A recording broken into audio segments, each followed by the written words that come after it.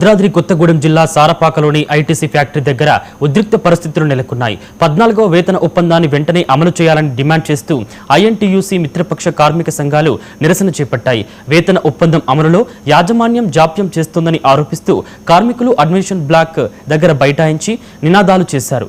వేతన ఒప్పందం తక్షణమే అమలు చేసి కార్మిక కుటుంబాలను ఆదుకోవాలని నేతలు డిమాండ్ చేశారు. సమస్య పరిష్కారం అయ్యే వరకు పోరాటం కొనసాగిస్తామని కార్మిక సంఘాలు స్పష్టం చేశాయి. గురించి మనకి మెరుగైన వేతనాలు మన ఆర్యూ వారు చర్చలు నడుపుతున్నారు. ఇంకా చర్చల జాప్యంలో ఉన్నారు. వాళ్ళ నష్టాలు మీకు తెలుసు. మరొకసారి గెలిపించిన తర్వాత కూడా కార్మికుల్లో భయాందోళన ఉంది. మరొకసారి దీర్ఘకాలిక నష్టాలు చేస్తారేమోనని భయం ఉంది.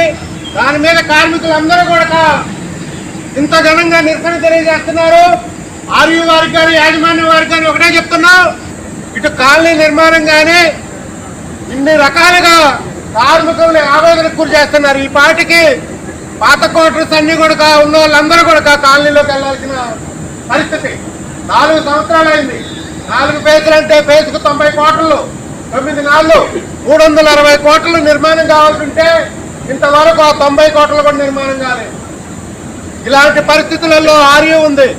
మేము ఒకటే చెప్తున్నాం, మేనేజ్మెంట్ మీ మాట వినకపోతే కార్మికుల్లోకి రండి.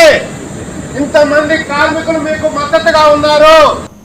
గురించి మనకి కుప్పంలో దళితుల మీద దాడులు ఎక్కువయ్యాయని వైసీపీ నేతలు ఆందోళన వ్యక్తం చేశారు. దళితుల మీద దాడి చేసిన వారిని అరెస్టు చేయకుండా బాధితులను అరెస్టు చేస్తామని పోలీసులు బెదిరిస్తున్నారని మండిపడ్డారు. శ్రీ కోదండరామస్వామి ఆలయ బ్రహ్మోత్సవాల్లో జరిగిన చిన్నపాటి గొడవలో దళిత కుటుంబం మీద అగ్రకులాలకు చెందిన వారు